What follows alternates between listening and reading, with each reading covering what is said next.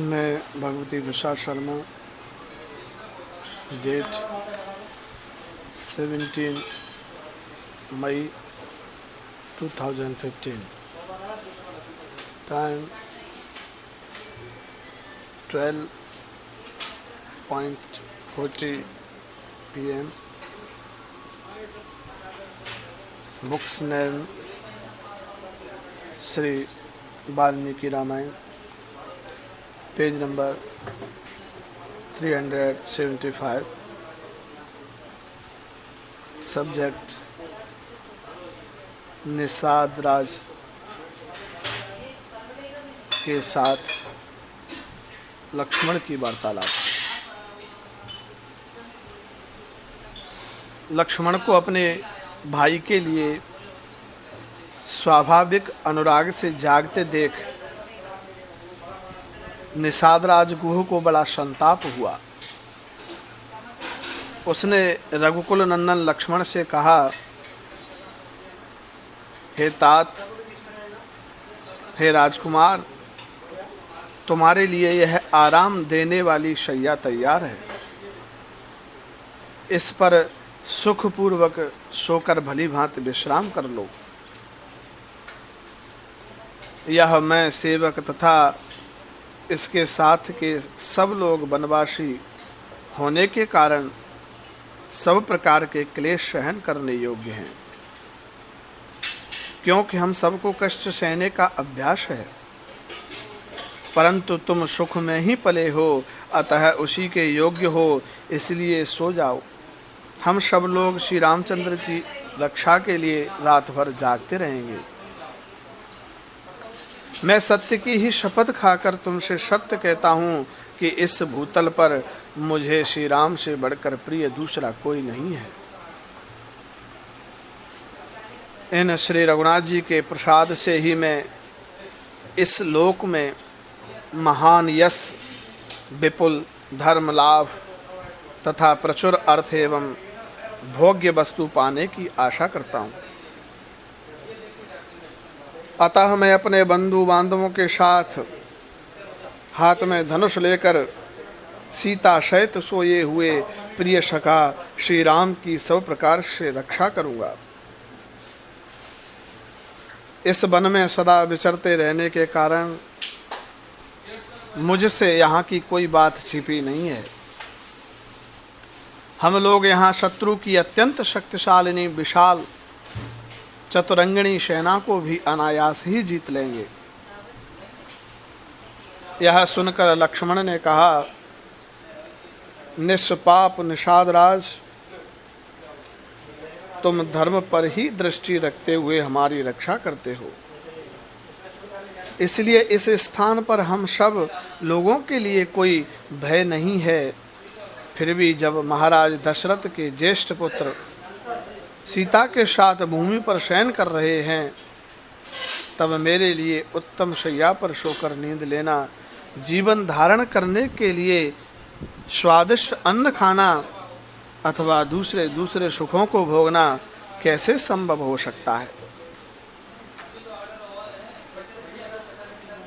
देखो, संपूर्ण देवता और असुर मिलकर भी युद्ध में जिनके वेग को नहीं सह सकते, वे ही श्री राम इस समय सीता के साथ तिनकों के ऊपर सुख से सो रहे हैं। गायत्री आदि मंत्रों के जप, कृक्ष चंद्रायण आदि तप तथा नाना प्रकार के पराक्रम, यज्ञानुष्ठान आदि प्रयत्न करने से जो महाराज दशरथ को अपने समान उत्तम लक्षणों से युक्त ज्येष्ठ पुत्र के रूप में प्राप्त हुए हैं, उन्हीं इन श्री राम के वन में आ जाने से अब राजा दशरथ अधिक काल तक जीवन धारण नहीं कर सकेंगे। जान पड़ता है निश्चय ही यह पृथ्वी अब शीघ्र विधवा हो जाएगी। हे तात, रनिवास की स्त्रियां बड़े जोर से आर्तनाद करके अधिक श्रम के कारण अब चुप हो गई होंगी।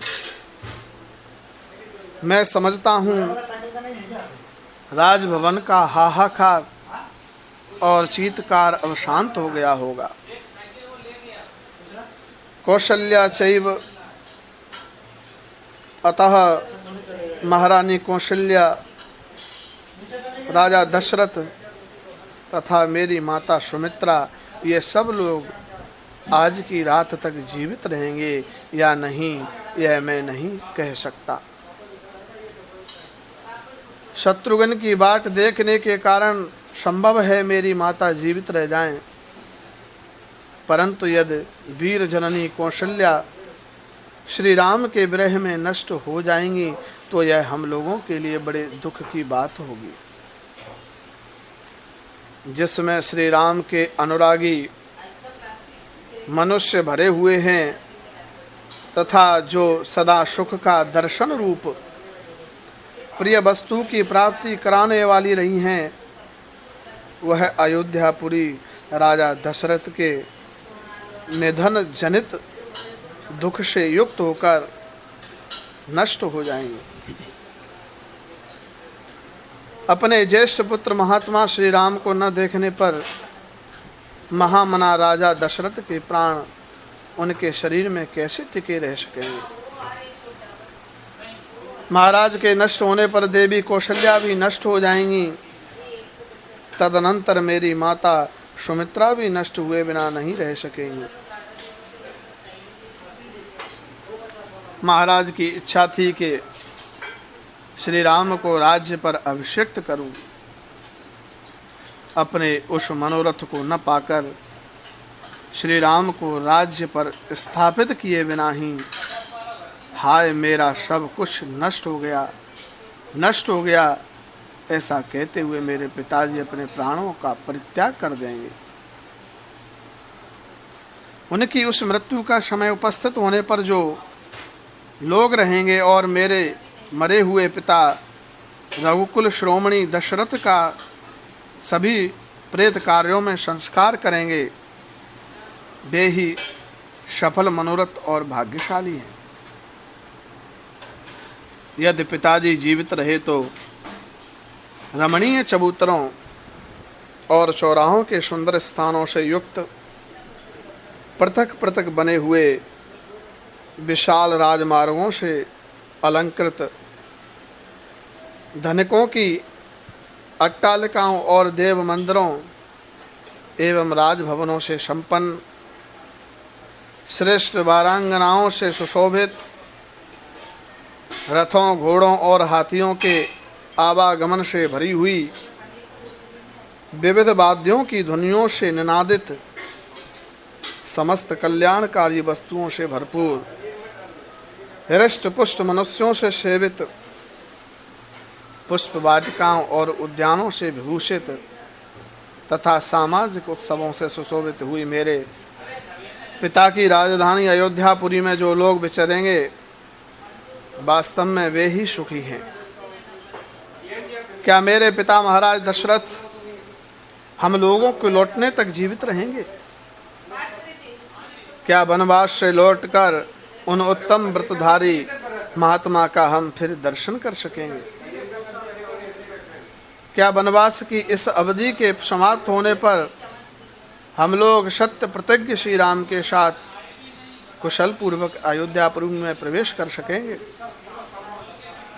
इस प्रकार दुख से आर्त होकर विलाप करते हुए महामना राजकुमार लक्ष्मण को वह सारी रात जागते ही बीती।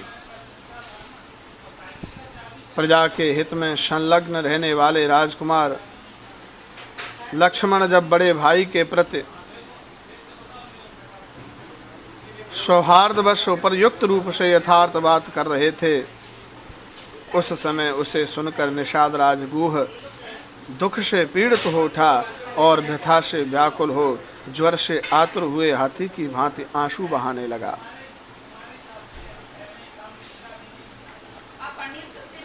Books name Shri Valmiki Ramayan, page number 377, समाप्त।